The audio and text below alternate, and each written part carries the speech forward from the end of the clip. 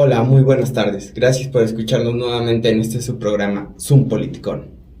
En esta ocasión me acompañan Néstor Macías, Laura Angélica González y por supuesto su servidor, Saúl Silva, todos estudiantes de la carrera de Ciencias Políticas en la Facultad de Derecho y Ciencias Políticas de la Universidad Juárez del Estado de Durango. Gracias por estar aquí como siempre. ¿Cómo están? Muy bien, muchas gracias por la invitación. Bien, muchas gracias, Saúl. Igualmente les agradezco que estén aquí. El tema que nos atañe el día de hoy es la migración.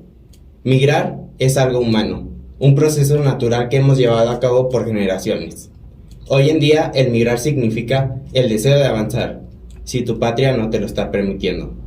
Según la ONU, en su informe sobre las migraciones en el 2020, se estima que el número de migrantes internacionales era de casi 272 millones en todo el mundo, 51 millones más que en 2010. Casi 2/3 eran migrantes laborales. A Graham Maslow, psicólogo estadounidense que nos planteaba la tan ya conocida pirámide de las necesidades humanas, nos decía: el ser humano está objetivamente orientado hacia la búsqueda de metas y objetivos para la satisfacción de sus necesidades. Es así que cuando la posibilidad de metas y objetivos se ven cuarteadas debido a la crisis permanente que existe en tu nación, es obvio que buscarás la resolución de las mismas en otro lado. Pero, ¿qué pasa cuando no hay otro lado? Cuando esa tierra prometida no te abre sus puertas y les dice a esos migrantes: ya no hay cupo aquí, no los queremos. En recientes años hemos visto grandes flujos migratorios alrededor de todo el mundo. Las caravanas migrantes provenientes de Centroamérica en busca del tan llamado sueño americano, o la gran odisea mediterránea que la población africana tiene que pasar para poder soñar con tan solo pisar la tierra europea, o ya más en cuestiones locales, la gran caravana de población haitiana que a lo largo de su gran viaje pisó tierras duranguenses para tal vez llegar a un mejor lugar. Es entonces que les pregunto a ustedes: si migrar es humano, ¿las valles y barreras son inhumanas? ¿Son las barreras necesarias? Laura. Bueno, yo creo que hasta cierto punto sí, porque hay que recordar que Estados Unidos cada año recibe aproximadamente 1 millón de inmigrantes que se vuelven legales, y ni mencionar todos los ilegales, y no es como que haga la gran diferencia con respecto a toda la pobreza mundial que hay. Sacas a 1 millón de personas de su país y van a trabajar a otro país donde tienen horas de trabajo que son realmente inhumanas, están en peligro en todo momento de que los deporten, están lejos de su familia, ganan el sueldo mínimo porque hacen los trabajos que realmente los ciudadanos estadounidenses no quieren hacer, y están lejos de su familia y no ayudan a su país a que se desarrolle como tal. Entonces ellos creen que está mejorando este tipo de ayuda humanitaria que ellos dan, o que mejora la pobreza sacando solamente a 1 millón de migrantes ilegales, muchísimos que son ilegales, y pues realmente sacando principalmente a las personas que son, por así decirlo, los legales, los más preparados de su país y que podrán aportar al mismo para ayudar a desarrollar más economía. Esto realmente no es ayuda humanitaria, más bien les están quitando oportunidades que esta gente podría crear dentro de su país. Néstor. Bueno, viéndolo desde la parte de los migrantes, es inhumano el quitarle las oportunidades. Sin embargo, viéndolo desde las partes que son un poco privativas o incluso de extrema derecha, que no aceptan no reciben a los migrantes, podemos ponernos a analizar una realidad muy distinta, sobre todo, por ejemplo, por potencias mundiales, que son de las que principalmente reciben inmigrantes, como lo son Estados Unidos o incluso las potencias europeas. Entonces, ¿qué implica el que una persona entre a tu país como migrante? Bueno, debido a la discriminación que hay ante migrantes, que es como un ciclo vicioso, se les percibe de una manera negativa en cuestión, por ejemplo, delictiva. Sí. Normalmente piensan, bueno, es que ellos no tienen trabajo, es muy difícil que consigan trabajo, entonces posiblemente van a tender a la delincuencia. Pero esto hace que las personas les den menos oportunidades. Entonces, por la percepción, les quitas oportunidades, y a la vez tienen esa percepción por la falta de necesidades. Entonces es un ciclo vicioso, y a la vez la entrada de migrantes a tu país es una división de competencias, ¿no? Siempre el ámbito laboral es competir por trabajo, por plazas, por competir por comida. Entonces, estás dividiendo e incluso a veces puede parecer una priorización incluso de los migrantes. Lo veíamos, Sí, por ejemplo. exactamente. Por ejemplo, bueno, perdón por interrumpirte, pero es lo que está pasando ahorita en España con los musulmanes. Hay muchos de la población nativa que pues está muy molesto porque pues España está pasando por una situación económica muy complicada y también por todo lo que está pasando con Rusia y Ucrania. El gobierno le da prioridad a los migrantes que a los nativos. Y esto es algo que yo he visto que les molesta bastante también en Francia, en Reino Unido, porque muchas veces han tenido que desplazar los nativos a partes de afuera de la ciudad, porque el gobierno le da más apoyo a los migrantes. Claro, y es que entonces entras en un problema con el sentimiento nacionalista, ¿no? En el que tú te sientes identificado con tu patria, dices, esta es mi patria, pero a la vez la patria no te trata como si tú fueras su patriota, porque prioriza personas que son ajenas al estado en el que están o al que pretenden irse. Y entonces les pregunto, ¿algún día se podrá acabar ese flujo migratorio? ¿Cada nación podrá desarrollarse plenamente? Laura. Yo digo que sí se puede, pero los gobiernos realmente no quieren hacerlo, porque es más fácil fingir que estás dando ayuda humanitaria y decir yo agarro a 1 millón de personas y estas personas tienen una mejor calidad de vida, que realmente invertir. Por ejemplo, aquí Estados Unidos, Canadá, y aquí pues nosotros no tenemos muy buena economía, pero por ejemplo hacer un tratado para empezar a invertir en los países del sur y que toda esa gente del sur deje de estar migrando a Estados Unidos porque hay mejor desarrollo, hay empresas, hay más oportunidades de empleo, de educación, y sería mucho más fácil porque la gente estaría aportando dentro de su propio país y no migrarían a otros buscando las oportunidades que no tienen en el mismo. Pues realmente no les interesa invertir a lo que vienen a hacer las potencias mundiales para ayudar a que estos países se desarrollen. Les es más fácil tomar solamente a unos pocos que puede, que, como ya había mencionado, que les sirvan a su país y pues que los demás sigan siendo pobres y estén explotados. Néstor. Bueno, para que cese la migración, debe cesar las causas de la migración, ¿no? Y las principales causas de la migración son la falta de oportunidades o la falta de seguridad. Dentro de falta de posibilidades, sí están principalmente, por ejemplo, el trabajo, lo educativo, pero también está la presencia de servicios básicos, por ejemplo, como lo es la salud.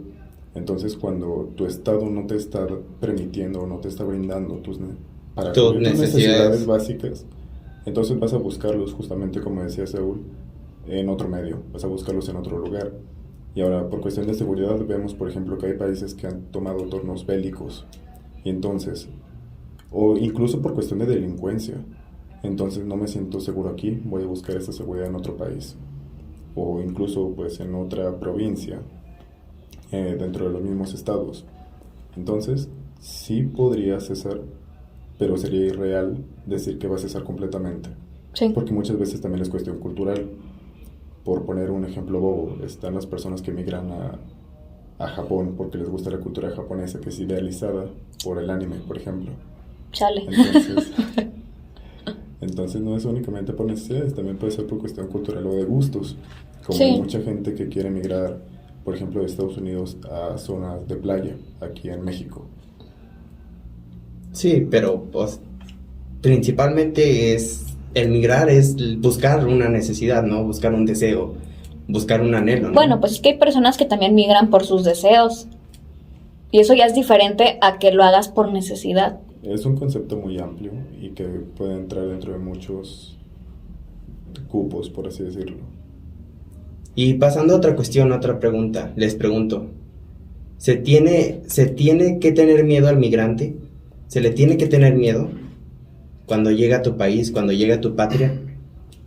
Pues es que depende mucho de la situación. Por ejemplo, retomando lo que viene a ser la situación en España, con lo de los musulmanes, es literalmente una religión completamente diferente que llega y le quiere inculcar a los nativos de ahí, a la fuerza, pues este tipo de ideología, ¿no? Porque vemos cómo hacían ellos sus eventos en las calles y pues a los españoles obviamente no les parecía, y la impunidad que realmente los delincuentes, no digo que todos sean, que han causado problemas dentro de este país, han salido impunes, a pesar de que pues se les avisó al gobierno que habían hecho este tipo de delitos, ¿no? Está mucho el caso de una mujer que hace poco fue por los musulmanes y no le hicieron nada por ser migrante. Entonces es muy importante que se analice bien qué tipo de personas de todas maneras están entrando al país, porque realmente no sabes qué tipo de persona es o qué personas van a entrar ahí. Sí, también se ve en el campo laboral, ¿no? Donde gran parte de la población juvenil no tiene empleo y es muy difícil conseguir empleo en España. Néstor. Bueno, vemos que hay una percepción negativa incluso de los políticos, no solamente de la población en cuanto a los migrantes, por poner un ejemplo a Trump, sobre todo pues con los migrantes latinos, ¿no? Que pues decía que muchos de nosotros nada más vamos allá a infundir la delincuencia. Uh-huh. Y es que ya mencionaba lo del círculo vicioso. Si no nos estás dando la oportunidad de comprobarte que no somos delincuentes, pues de cierta manera se van a ver inclinados a recurrir a la delincuencia como modo de supervivencia, ¿no?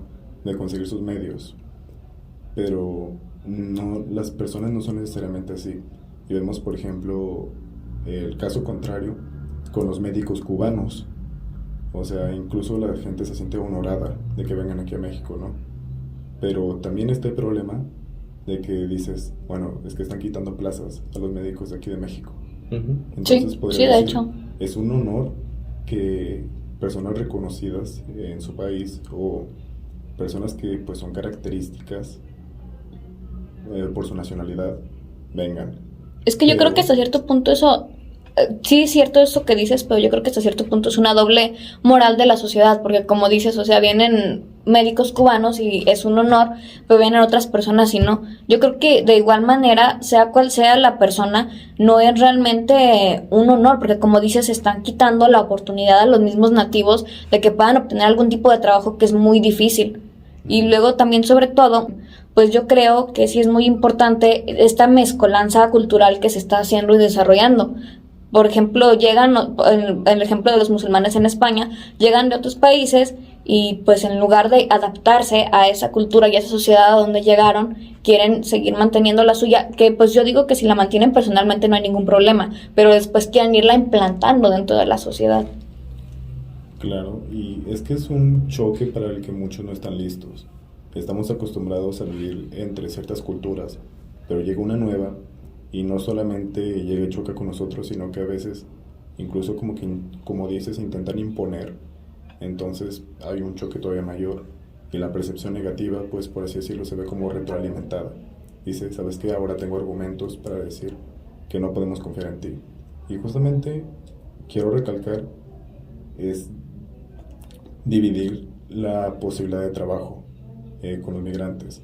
O sea, estás aumentando tu población sin directamente aumentar la cantidad de empleos disponibles. Sí. Y el problema es que muchos migrantes, no por decir que todos, pero muchos no vienen a ofrecer trabajo, vienen a buscarlo, porque vienen en búsqueda de oportunidades, Sí, como y Y mencionábamos. no aquí tenemos es cuando oportunidades. entra el papel de la ilegalidad, ¿no? Al final de cuentas, si eres una persona ilegal, no contribuyes al sistema y no nutres al sistema del país al que estás aspirando a trabajar. Y entonces vemos argumentos ahora que tienen pues estos países de primer mundo que tienen una noción negativa. Sí tienen de cierta manera un motivo para no querer que haya migrantes, pero sí puede ser visto inhumano. Entonces es una cuestión doble moralista por completo. Entonces debes decir, ¿sabes qué? ¿Qué pongo primero? ¿Mis principios humanos o a mis patriotas? O a mí mismo. Sí, o sea, premiar ese egoísmo. Y tocando esa cuestión cultural, ¿ustedes no creen que ese choque cultural pueda nutrir más a la cultura donde van estos migrantes?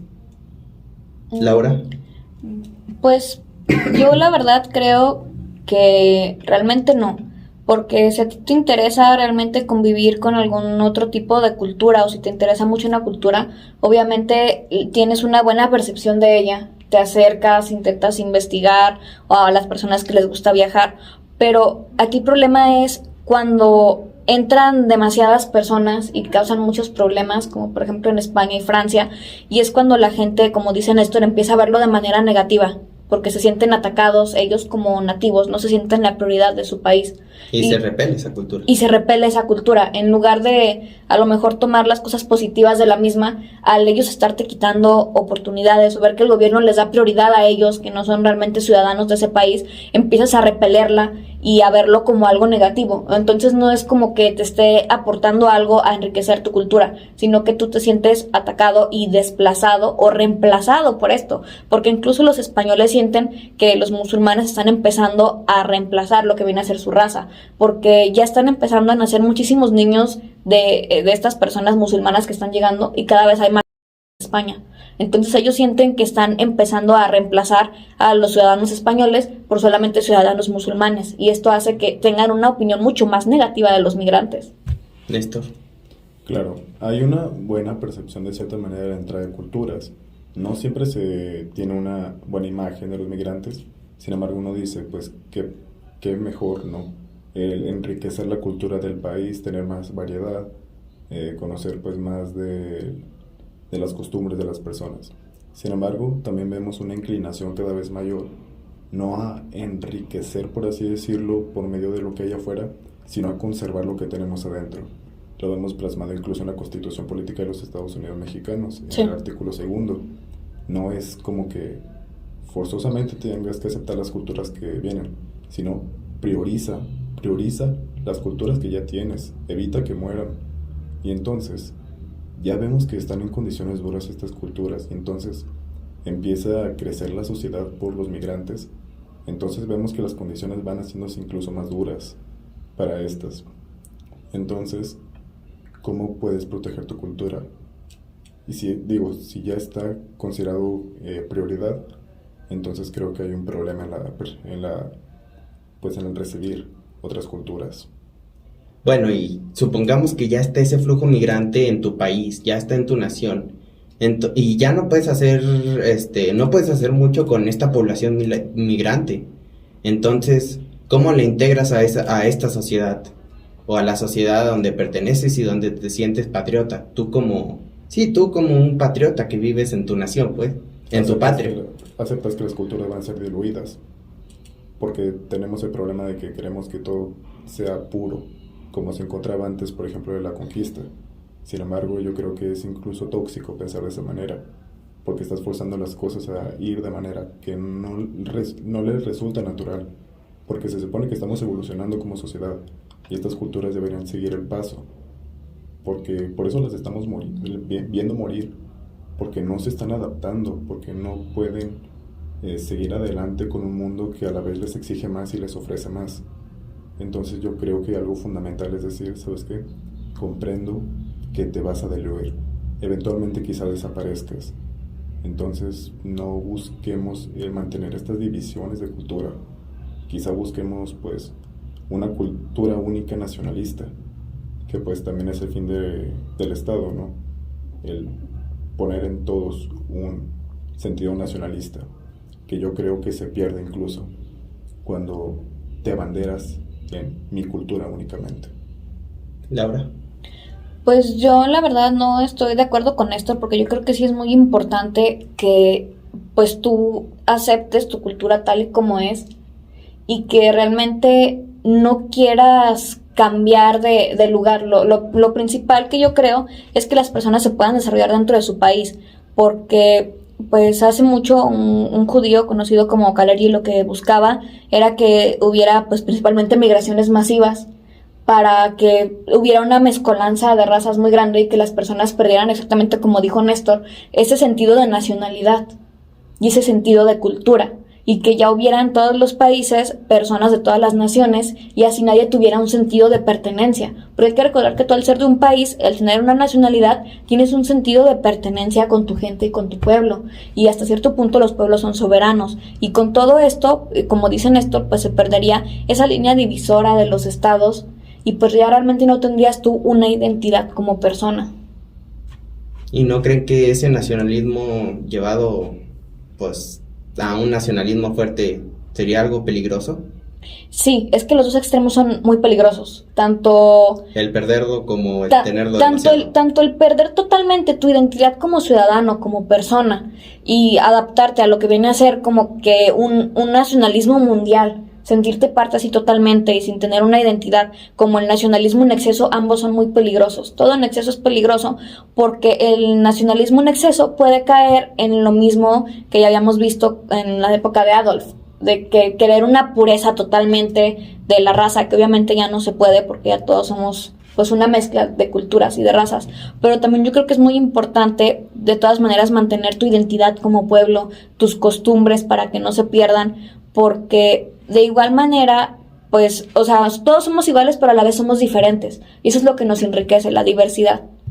Néstor. Creo que resulta curioso la cuestión de la identificación con algo, porque entonces lo estamos viendo como si nada más fuera o me identifico con mi cultura o me identifico con mi nación, siendo que puede ser perfectamente identificarse con las dos, ¿no? Por ejemplo, culturas afromexicanas no dicen necesariamente soy mexicano o soy africano, dicen, o sea, soy afromexicano. Culturas no son allá, no son completamente aquí. Entonces también yo creo que el caso de Adolf es no necesariamente cuestión nacionalista, sino de xenofobia y de buscar una raza perfecta, asumiendo que, claro, Sí. ellos eran la raza perfecta. Sí, era una cuestión de discriminación total. De eugenesia también, hay que recordarlo.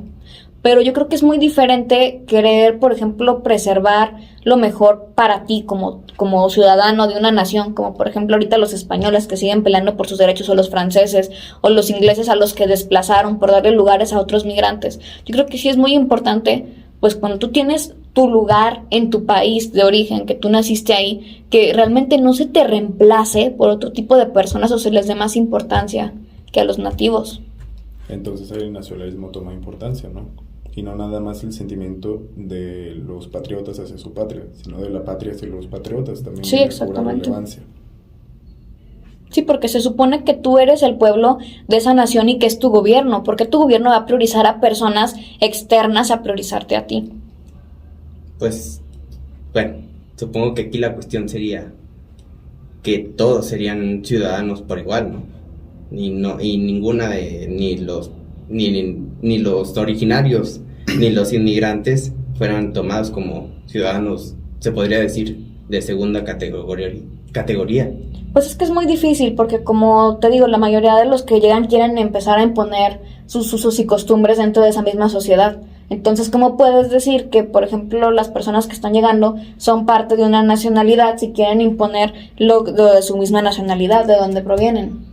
No es como que lleguen y se adapten a la cultura de ese país, sino que a la fuerza quieren introducir la suya. ¿Sabes? Voy a insistir en el punto de que entras para competir. O sea, en la búsqueda de posibilidades no son nada más los migrantes, son las mismas personas del país. Entonces los migrantes no son los únicos que están buscando una mejora en posibilidades, en oportunidades, en crecimiento. No, los propios patriotas están buscando eso dentro de su país. Sí, de hecho. Entonces, voy a repetirme, estás aumentando la cantidad de competidores, por así decirlo. Sin aumentar Pero la no cantidad de oportunidades. Exactamente. Y es algo muy difícil y un ejemplo que vemos, aunque me parece que es un poco difícil relacionarlo, es el inicio de la involucración de las mujeres en el trabajo después de la Segunda Guerra Mundial. Antes, pues el hombre trabajaba, por ejemplo, en las fábricas, ¿no? Y de repente empezamos a ver que las mujeres entran en el área también laboral. Y entonces el hombre regresa. Entonces dice, ¿sabes qué? Ya no tengo mi trabajo. No tengo mi trabajo porque una mujer lo tiene. O ahora tengo que competir lo que antes tenía asegurado. Entonces se crea un sentimiento de frustración. Y pues es tan natural en nosotros que si sentimos que alguien está amenazando nuestras posibilidades, responder de cierta manera, normalmente agresiva, de querer sacarlo de nuestro territorio para querer restaurar lo que antes teníamos. Y tratando otro punto que serían las políticas migratorias y más de primer mundo, que es a donde se aspira a llegar como un migrante, ¿Hay una hipocresía en estas políticas migratorias? Sí, y yo estoy totalmente de acuerdo en que hay una hipocresía porque, pues, simplemente, ¿cuántos mexicanos migran a Estados Unidos buscando el tan vendido sueño americano? Y cuando llegan realmente no hay ningún sueño americano.